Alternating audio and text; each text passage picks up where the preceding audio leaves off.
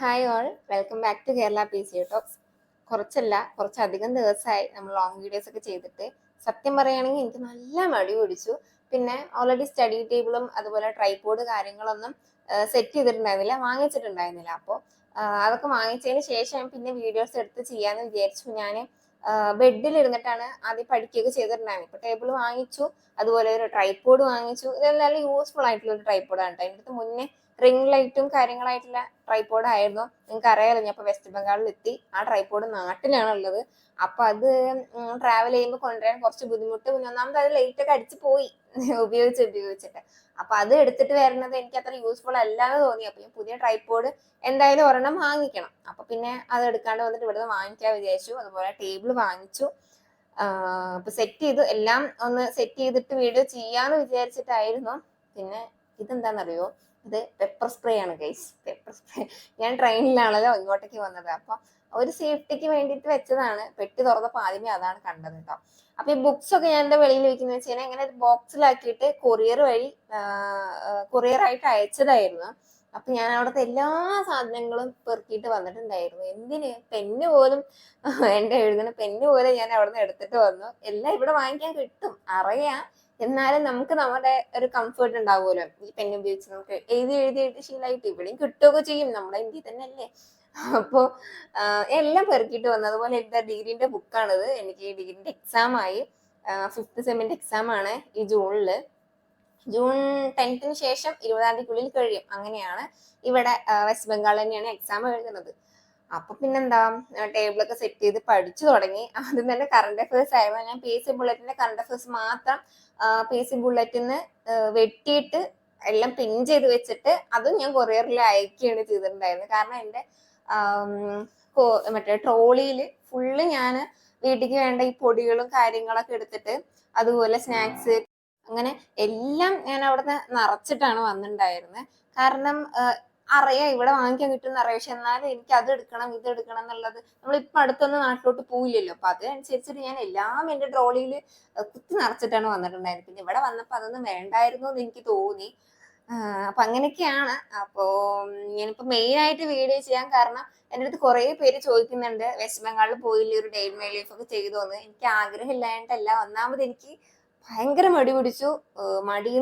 മടിന്റെ peak level ഞാൻ എത്തിയിട്ടുണ്ട്. കാരണം പഠിക്കും, ബുക്ക് എടുത്ത് വെക്കും, വീട്ടിൽ ഡിഗ്രീന്റെ പഠിക്കും. ഇപ്പൊ ഡിഗ്രീന്റെ എക്സാം ആയതുകൊണ്ട് കുറച്ച് ടെൻഷൻ കൂടുതലാണ്. നിങ്ങൾക്ക് ഓൾറെഡി അറിയാലോ, എനിക്ക് മൈഗ്രൈൻ തലവേദനയൊക്കെ ഉണ്ട്. അപ്പൊ ഈ ഉറക്കം ശരിയായില്ലെങ്കിലും ഇതുപോലെ സ്ക്രീൻ ടൈം കൂടിയാൽ ടെൻഷൻ അടിച്ചാൽ പെട്ടെന്ന് തലവേദന വരികയാണ്. കണ്ടിന്യൂസ് ആയിട്ട് കിടപ്പിലാവേണ്ട ഒരു അവസ്ഥയ്ക്ക് വരികയാണ്. അപ്പൊ എനിക്ക് ഒന്നുകൂടെ മടിയാവാൻ തുടങ്ങി.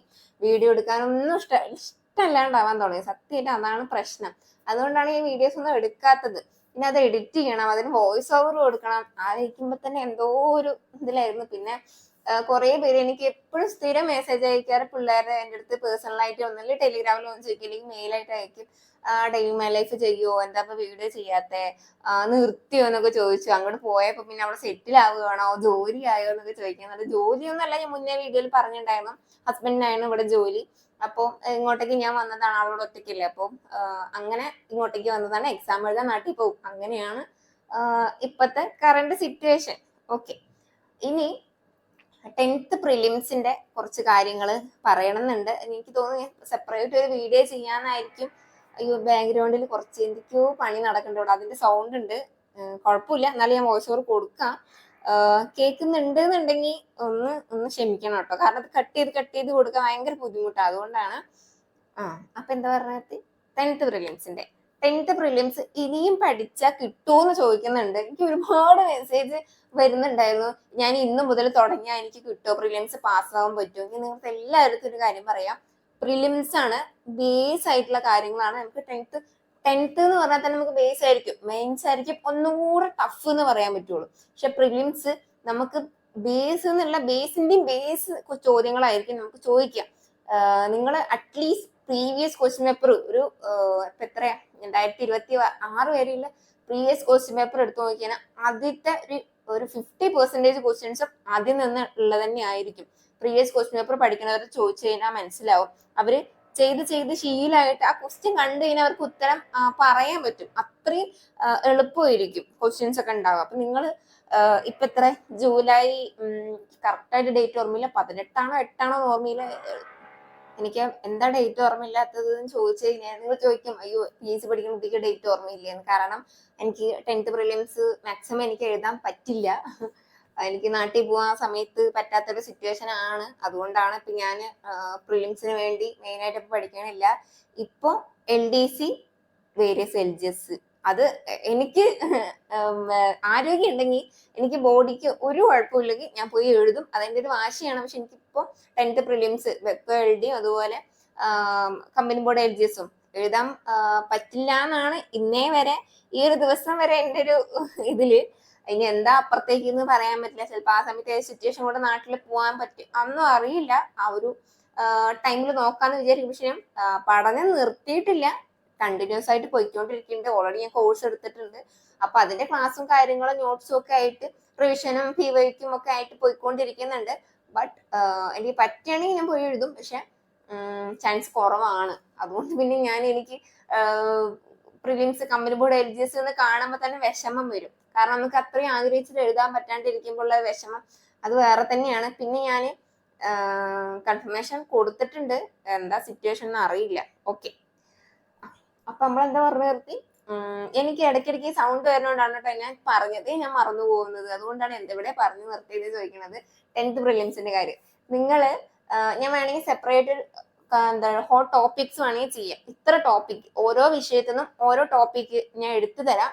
പറ്റണവര് അതെങ്കിലും പഠിച്ചിട്ട് പോവുക. പ്ലസ് PYQ മസ്റ്റ് ആയിട്ട് നിങ്ങൾ നോക്കേണ്ടതാണ്. PYQ അതുപോലെ കറണ്ട് അഫയേഴ്സിൽ നിങ്ങൾ നോക്കിയിട്ട് പോകേണ്ടത് ഇപ്പൊ ഈ കഴിഞ്ഞ IPL ഇല്ലേ, അത് ജസ്റ്റ് ഒന്ന് നോക്കിയാൽ മതി. അതിന് വരാൻ ചാൻസ് ഉണ്ടോ എന്ന് എനിക്ക് അറിയില്ല, എങ്കിലും അത് നോക്കിയിട്ട് പോവാ. പക്ഷെ കഴിഞ്ഞ 2025 IPL അങ്ങനത്തെ കുറെ കാര്യങ്ങൾ ഉണ്ടായില്ല, അവാർഡുകൾ, അതൊക്കെ കണ്ടിന്യൂസ് ആയിട്ട് നിങ്ങൾ കണ്ടിന്യൂസ് അല്ല അത് കറക്റ്റായിട്ട് പഠിച്ചിട്ട് പോവുക. കാരണം കറണ്ട് അഫയേഴ്സ് ചില പ്രിലിംസ് ആയതുകൊണ്ട് കുറച്ച് എളുപ്പമുള്ള കറണ്ട് അഫയേഴ്സ് ആയിരിക്കും ചോദിക്കുന്നുണ്ടാവുക. എന്തായാലും 2023, 24, 25, 26 പഠിക്കണം. കാരണം 2023 ചോദ്യങ്ങൾ ഇപ്പോഴും ചോദിച്ചുകൊണ്ടിരിക്കുന്നുണ്ട് കേട്ടോ. അതുകൊണ്ടാണ് നമുക്കത് ഒഴിവാക്കാൻ പറ്റില്ല ആ വർഷത്തെ. പക്ഷെ എന്നിരുന്നാലും പ്രിലിംസ് ആയതുകൊണ്ട് കുറച്ചുകൂടെ എളുപ്പമായിരിക്കും. അപ്പൊ ഈ മെയിൻ ആയിട്ടുള്ള കറണ്ട് അഫയേഴ്സ് ഉള്ള ഓരോ ടോപ്പിക്കേ ഉണ്ടാവും. അവാർഡ്, ഈ പറഞ്ഞ പോലെ സ്പോർട്സ്, ഒളിമ്പിക്സ് എന്തായി നോക്കിയിട്ട് പോകണം.